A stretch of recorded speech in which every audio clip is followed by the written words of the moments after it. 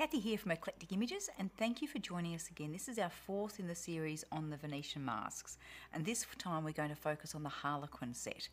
So we're going to also use a Darkroom door stamp for a background, which is a Harlequin pattern as well.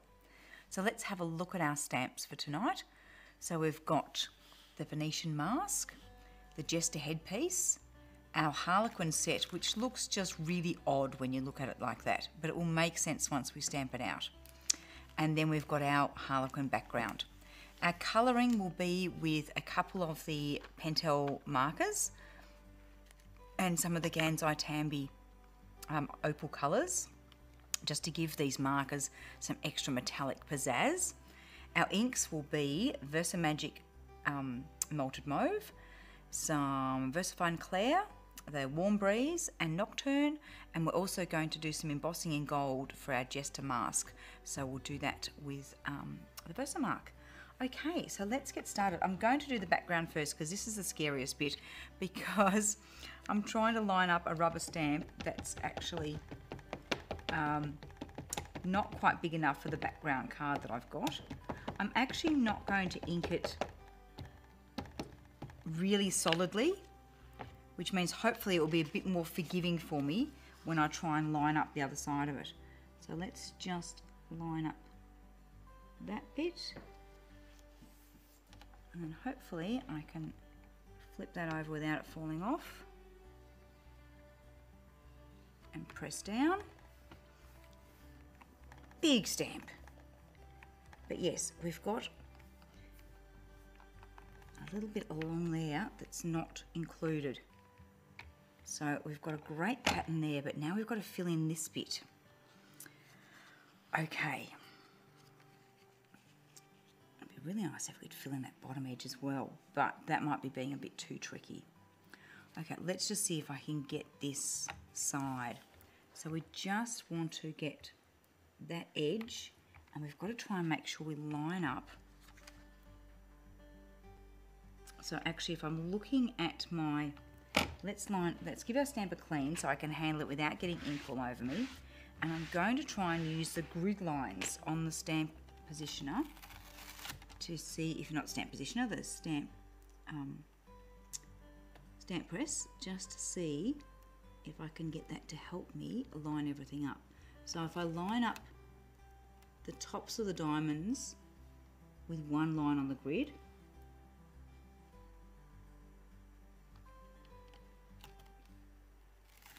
and then we want the top of the diamond with one line and the other point of the diamond with another line.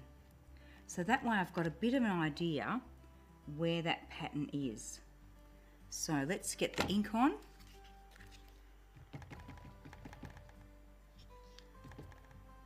It's really only going to be about 2 or 3 rows of the stamp.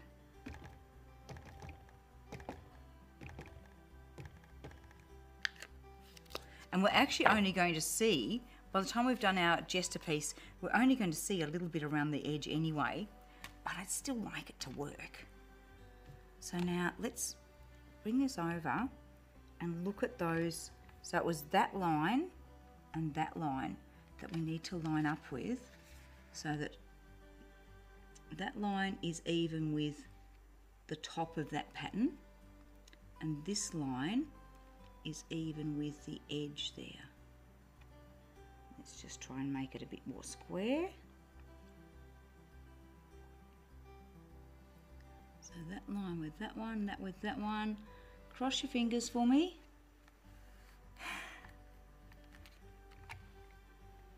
Yeah, well, you know, apart from missing a few bits, we didn't do too bad. Not too bad. But let's see if we can actually get those last couple of bits, shall we? All right.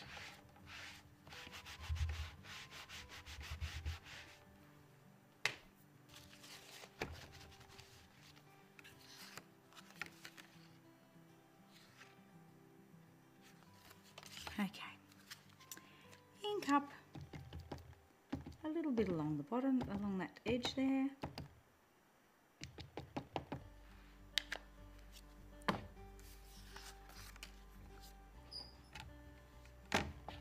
actually this corner that needs to be a bit more inky.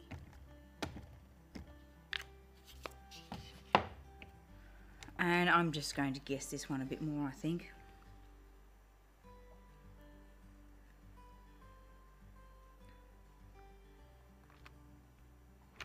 Let's just do it.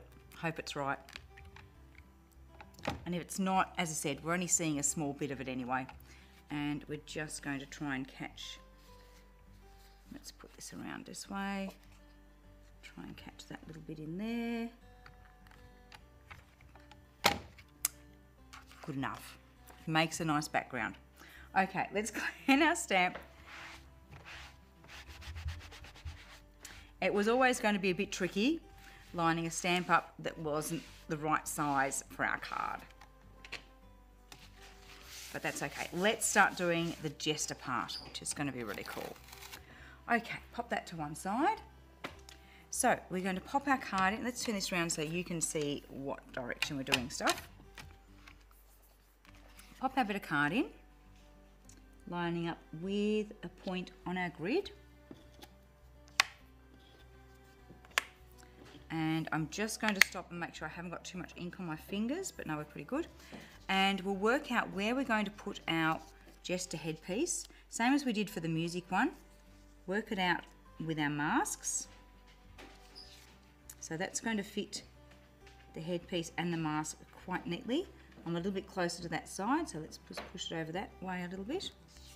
Okay, so now our Jester headpiece, which is our most foreground bit, we line up over the top of our mask, making sure that it's the same shape as the mask. So I need to pull that one in a little bit.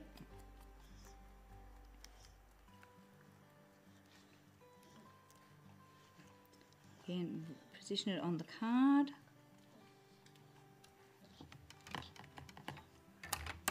And pick it up. Take the mask away, and we're going to emboss this in the gold. So let me get my catching paper ready and my gold embossing powder ready.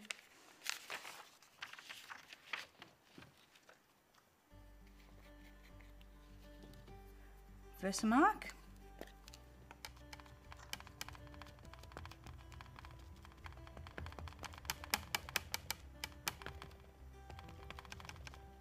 Make sure I've got nice and juicy everywhere.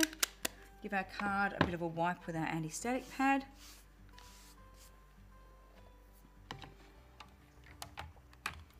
And press down.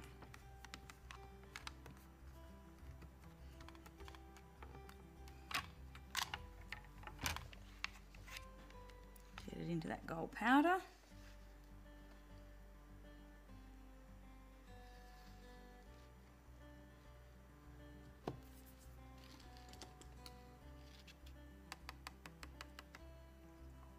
All very good, except where it looks like I had a thumbprint. So let's get that out of there. Isn't it funny? Sometimes I'm so good and use the anti-static pad and still get lots of bits. And other times I forget to use it and get away with it totally and have no extra bits.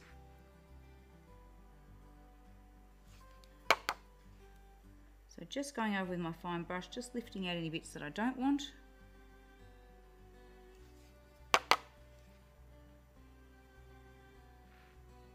Okay. Let's just put our gold powder to one side. Making sure that I remember that I haven't put that away for later. Okay, clean our stamp so that I can get that out of our press and use our press again for the next stage.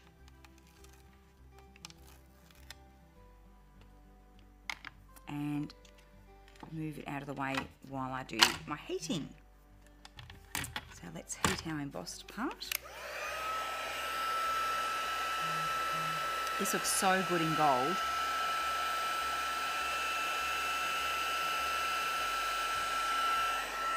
Paper's curling a bit, so I'm just going to do a little bit of heating from behind.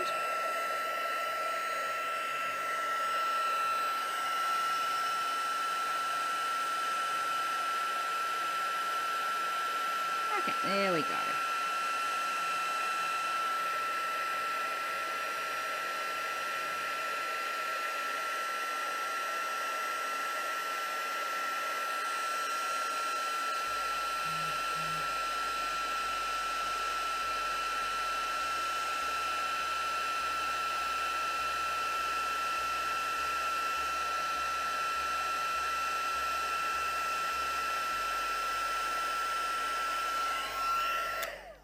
Right, that's the noisy bit done. So now back into the press.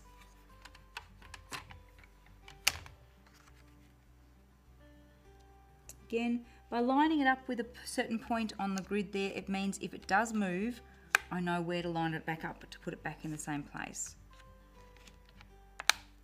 Now we mask that.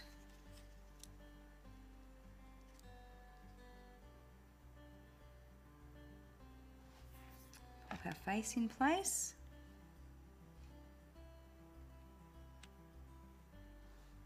And of course the mask is going to move when we pick up the face. So we need to pop that back in place again.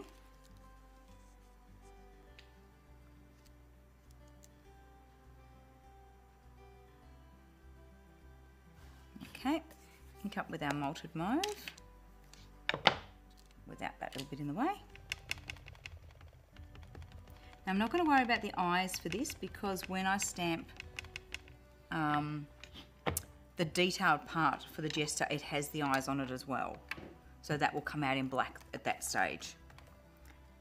And if I let the eyes be stamped here, it gives me a good point for lining up the eyes of the next piece.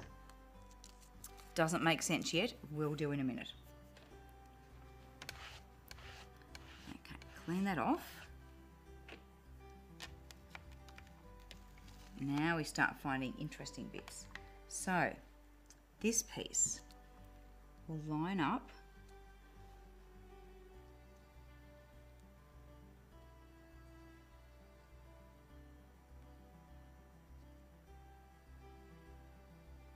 just checking all my bits are fitting in where they're supposed to.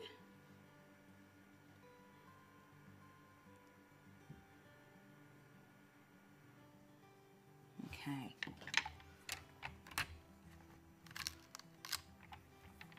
I'm going to ink this one up with the Nocturne.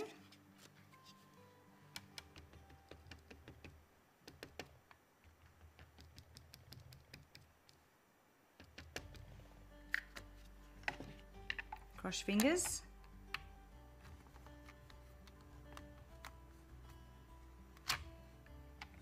And so what we end up with is a Harlequin pattern on one side of our mask, but not on the bits that are flipping over.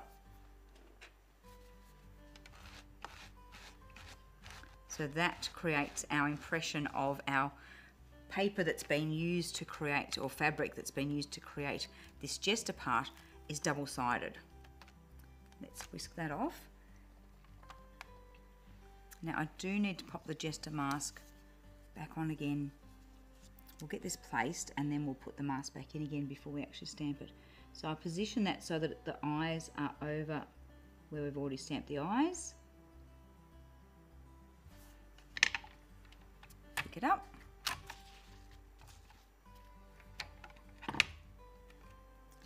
Pop our mask in place. A few little drops there. Ink up with the Nocturne again.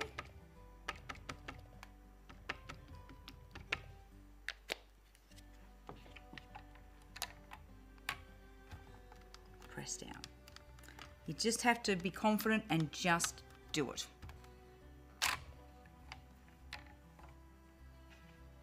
Now I'm not quite happy there with the eyes, so let's just do a bit of a re-inking. So pop the mask back, check that I'm still in the same spot.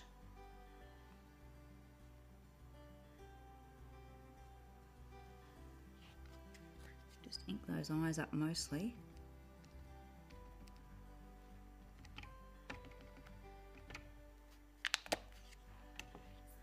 I might, because it's going to look very obvious if this bit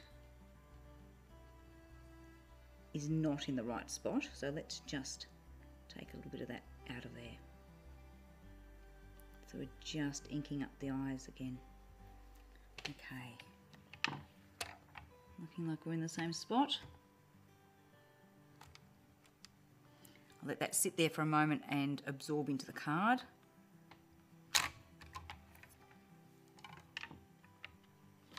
And still not 100% on, which one is it? This one, okay. We still seem to be in the same position. So I'm just going to ink this eye. Make sure he's really covered.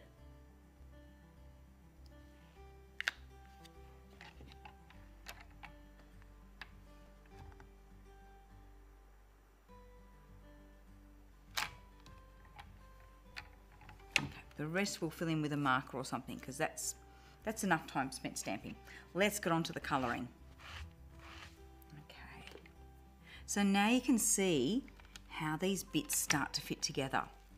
So suddenly what's in this pack looking really odd actually starts to work out. Okay, let's get it out of here.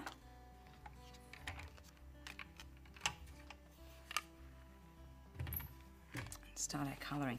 Now with this one, this piece, I'm just going to very roughly edge it, including letting ink come onto the card, which will help cover up where some of our stamping wasn't perfect. So I'm really, instead of just sliding across the edge there, I'm really leaning the ink pad over and letting it come onto the card, and see, it's going to just fill in all those little gaps there nice and neatly.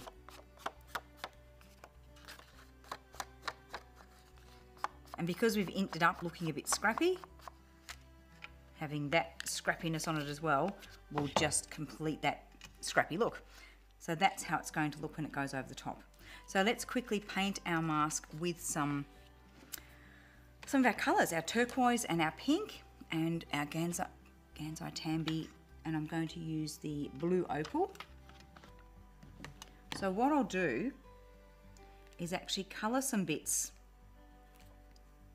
in our colours, and we might use, actually what I'll use is a bit of a light blue on these parts.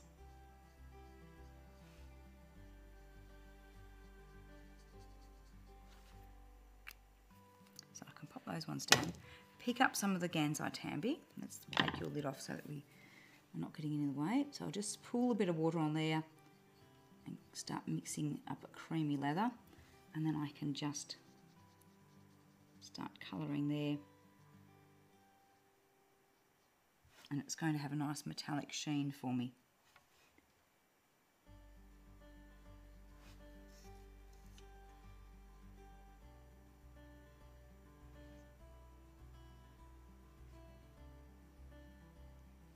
So we'll pick out all the bits that are folding over and do them the same. Add on a bit of Pentel marker and then smooth it out with the metallic.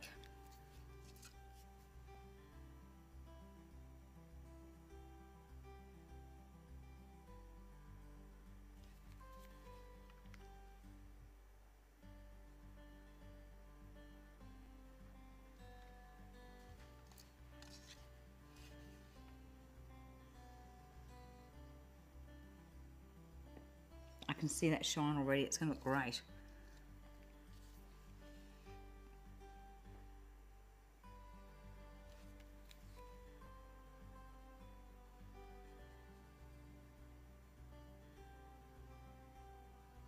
Now I'll just come in with my broad brush, which will be clean, and just move that, what I've gone over the edge there, just push that back a bit and push that back out of that area a little bit too.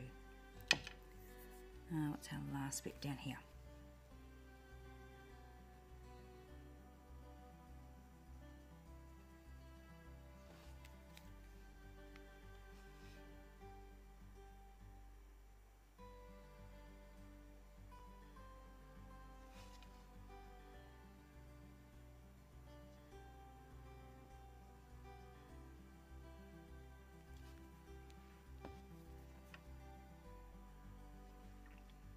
Now on our Harlequin pieces, we can start to add in our turquoise and our pink.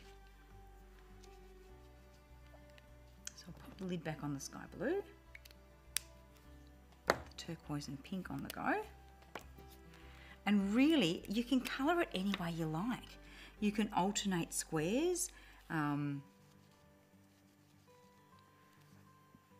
continue with the same blue opal there. so that our metallic sheen stays the same. So yes, we could, with the pink, let's pop the turquoise down for a moment. With the pink, we could just put a bit of colour in every second little square.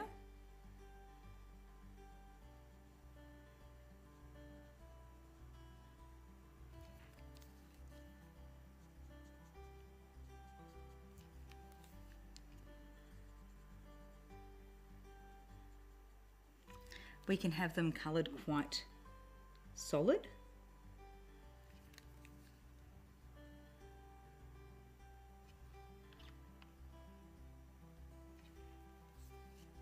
Or let them be a little bit more patchy, a bit more watercolour looking.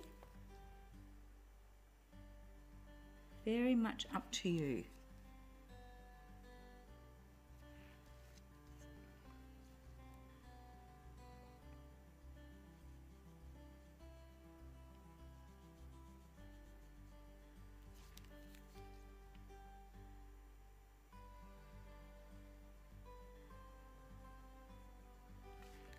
I'll try not to get too pedantic so that you're not just sitting there watching me madly colouring and colouring in the wrong squares.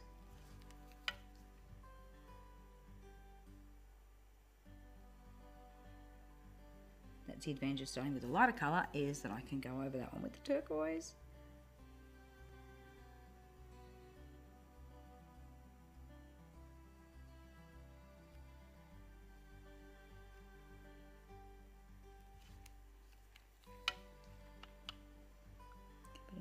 Into that one.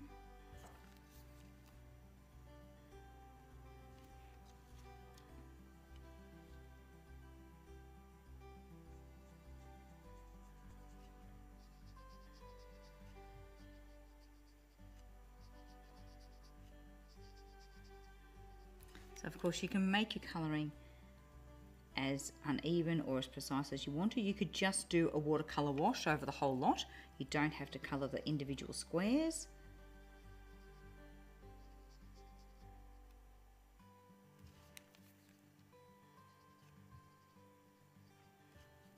I'm just going over with the water so that I can be adding in that little bit of metallic sheen to it.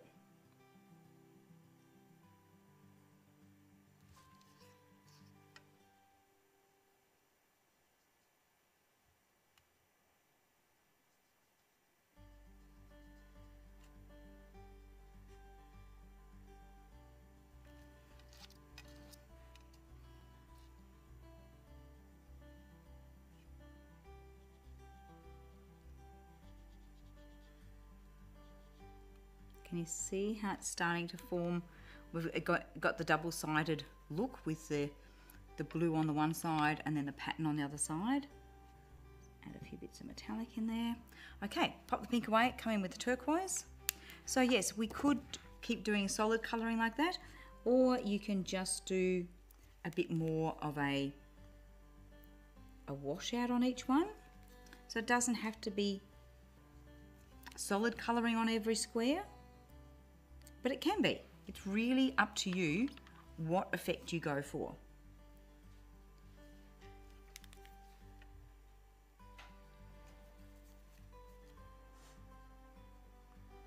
And if I'm not careful, I'm going to run out of time here. So let's just move this along a bit quicker.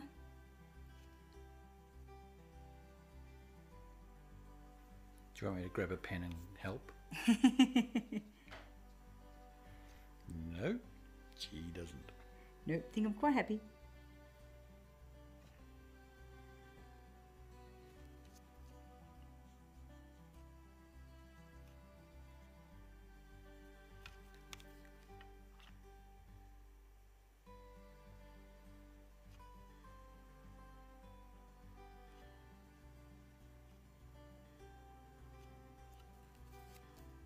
I quite like the watercolory look.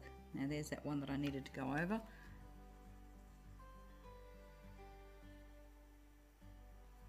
It's going to always look a little bit odd.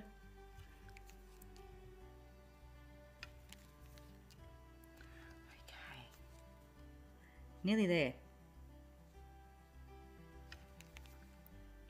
Did I warn you at the start this one's a little bit boring because you're just watching me doing lots of colouring? I don't think I did.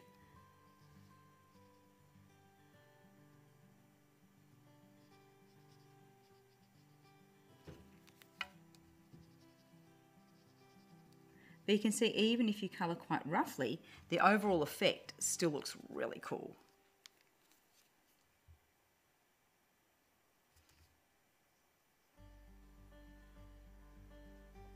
And as that colour's drying, like with the where we've done the blue, I can really see the metallic shine coming through, which is fabulous.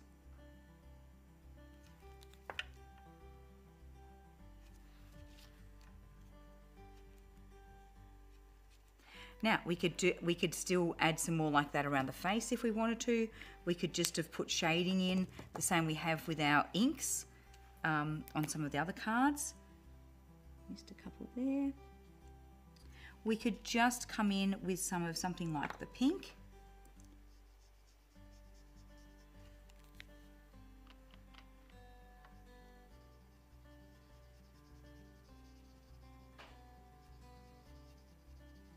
And just do a little bit of a watercolor wash type thing, which just brings the pink into the design of the face design more, but without us having to take the time to colour all those squares in. But you could certainly colour all those in the same as what we've done on the pattern on the headpiece, which would look fabulous too.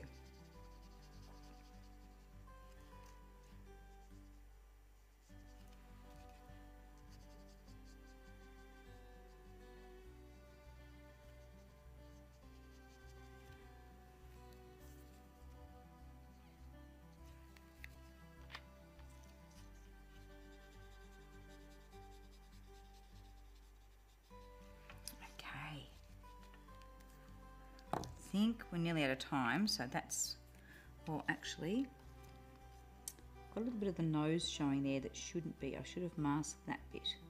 So let's just cover up, do a bit along the bottom edge, and that's going to cover that up a bit.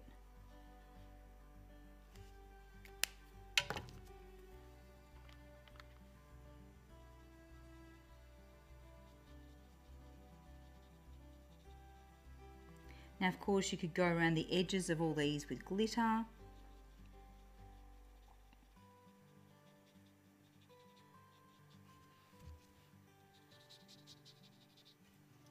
Okay, how pretty is it? Now, I'm not going to take the time to actually stick it to the background. I'm just going to lay it on, and then we're going to pop some glitter. I think I need a gold glitter, don't I? Let's reach over for my glitters. And what should we pick? I think a bit of basic goldenrod.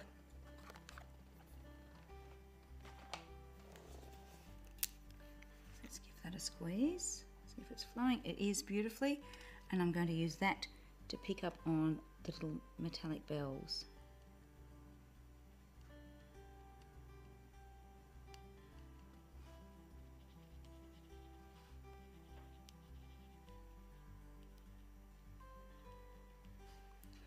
I want it strong enough that it looks nice and glittery, but I don't really want to obliterate the design, so I'm being careful to try and keep within the edges.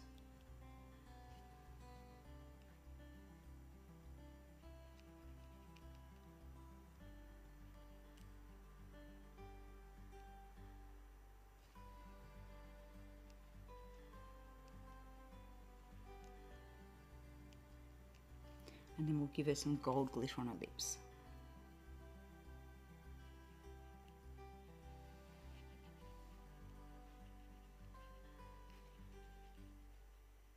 Who doesn't want gold glittery lipstick? So cool. Okay, let's have a look at how it will look when it's layered up together. I'm just going to move it forward onto the tablecloth here so Matthew can get a better view of it. Just line that up a little bit more square there. And I think that looks so good. You could actually raise this bit up on some 3D dots if you wanted to, or 3D tape. We could certainly add more pearls and glitter into there. You could put little dobs of glitter on all the joins on the face part there. There's just so much more you could play around with, so many different ideas you can use. So I hope you've enjoyed this journey with the Venetian masks, because it's a little bit hard when you're just looking at the packaging to see what you can do with them. So now that you can actually see how it works together, hopefully you're inspired to have a bit of a play and venture down this journey into, as we said, the beauty and elegance of the Venetian mask.